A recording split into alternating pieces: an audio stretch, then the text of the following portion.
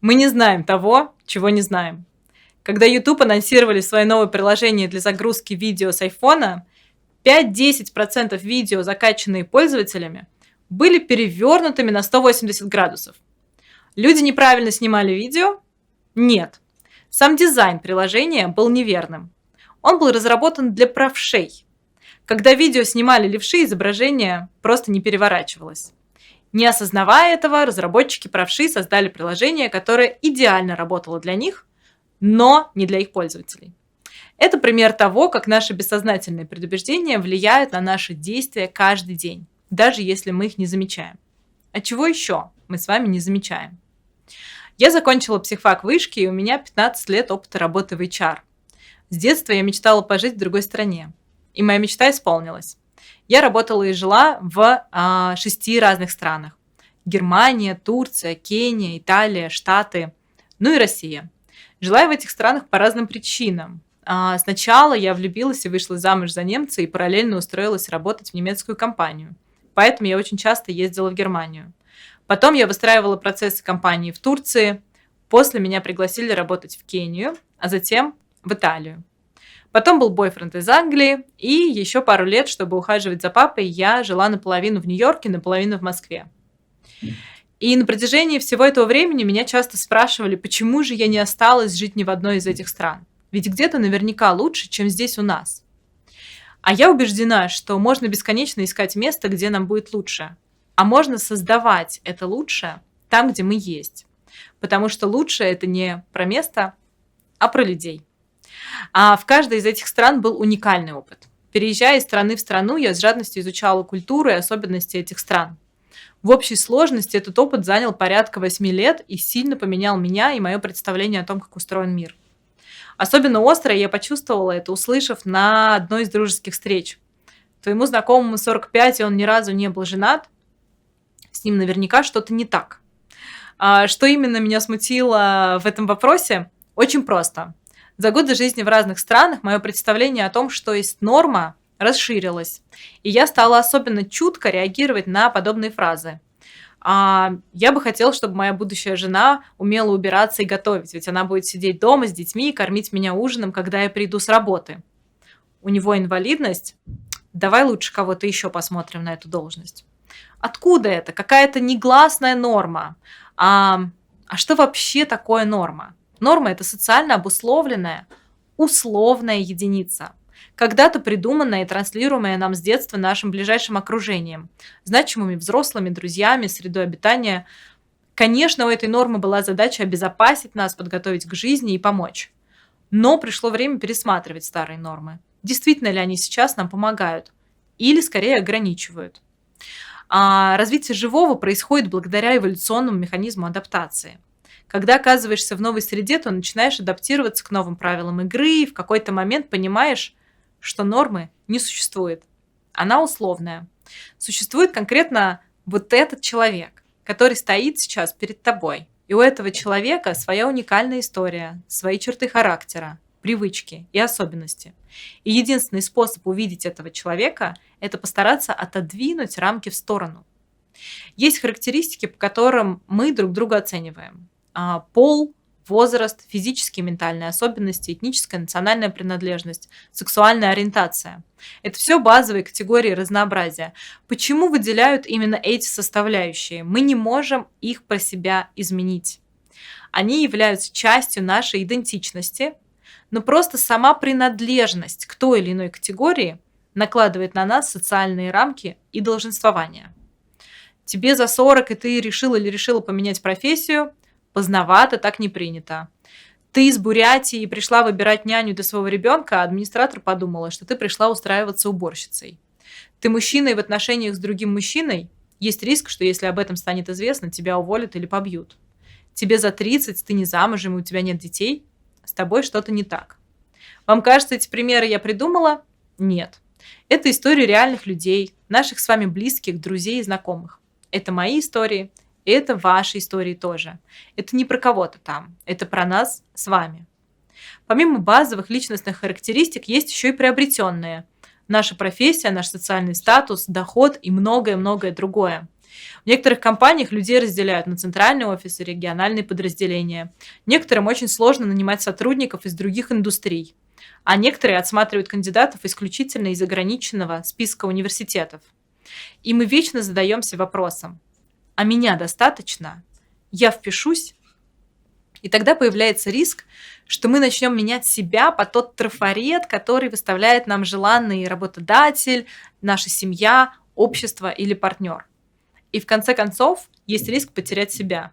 Уверена, многим знакомо это чувство.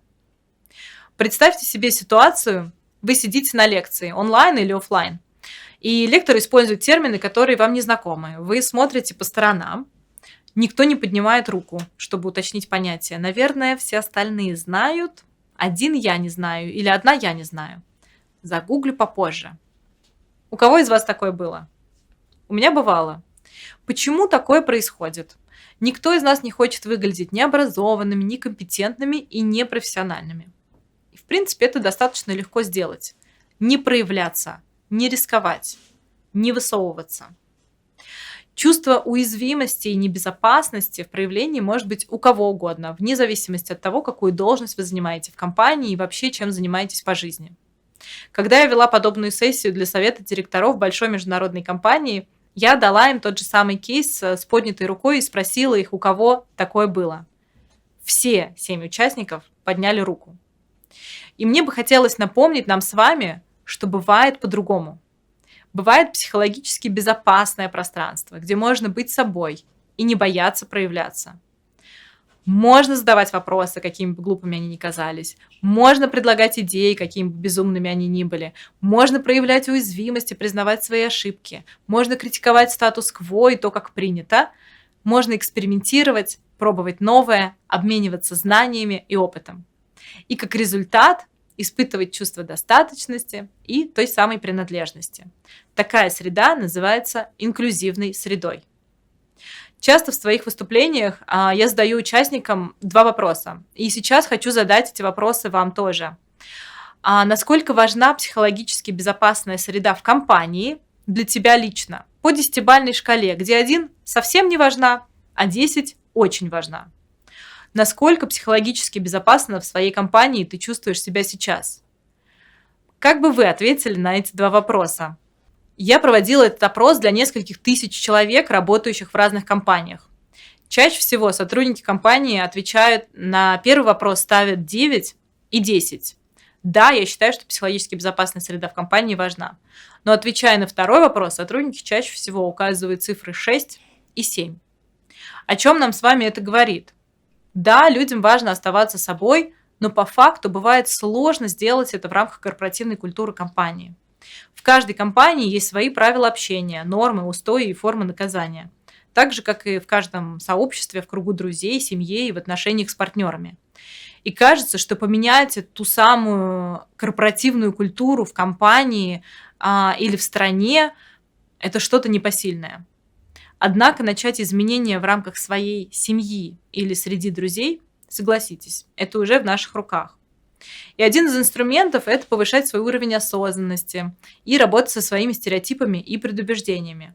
Потому что, отказавшись от тех самых трафаретов, мы открываем двери новым возможностям. Как мы можем это сделать? Вспомните себя в детстве. Какую фразу вы чаще всего слышали от своих близких? От родителей, бабушек, дедушек или воспитателей в детском саду, которая начиналась с фразы «ты же девочка, ты должна» или «ты же мальчик, ты должен». По опыту часто эти примеры «ты же девочка, ты должна быть терпимее, должна быть опрятной, не должна драться». И «ты же мальчик, мальчики не плачут, мальчик должен разбираться в компьютерах, должен быть всегда сильным». Эти фразы и есть примеры сформированных еще в детстве убеждений. Они передавались нам старшими поколениями и окружением для того, чтобы уберечь нас от ошибок и помочь нам вписаться в систему, в которую в результате мы пытаемся уместить не только себя, но и других. Сам факт осознания убеждений уже большой шаг к тому, чтобы видеть себя или другого человека за большим количеством ярлыков. Меняй среду или меняй среду. Почему же я не осталась жить ни в одной из этих стран? Каждый раз передо мной вставал выбор. Оставаться там, где среда кажется более принимающей и психологически безопасной, или менять существующую норму в России. И я выбрала второе. Ровно 2 года назад, в 2020 году, я основала первую в России консалтинговую компанию, целью которой стало продвижение культуры многообразия и инклюзивности в компаниях. Diversity and Inclusion. Потому что лучше это не про место, а про людей. И мне бы хотелось, чтобы наше общество было более осознанным, чтобы мы были более бережными друг к другу, и чтобы люди раскрывали свой потенциал, разрешали себе экспериментировать, получали кайф от взаимодействия, сотворчества, взаимообмена и взаимообучения, проявляя бесконечное любопытство к самим себе, к другим и к миру. Что мы можем сделать уже сейчас? Разрешить проявляться другим и создать совместно что-то новое и уникальное. Я играю в импровизационном театре, и у нас есть практика, которая помогает рождать уникальные идеи. Ее суть заключается в следующем. На каждое предложение другого человека я говорю «да» и. То есть я принимаю любую идею партнера и развиваю ее дальше. Я предлагаю и вам в вашей повседневной жизни попробовать этот инструмент. Например, в течение сегодняшнего дня на любое предложение от окружающих вы говорите «да» и принимаете, и добавляете от себя. Посмотрите, что начнет меняться. Многообразие – это факт. Инклюзивность – это выбор. Меняй среду или меняй среду. Выбор за тобой.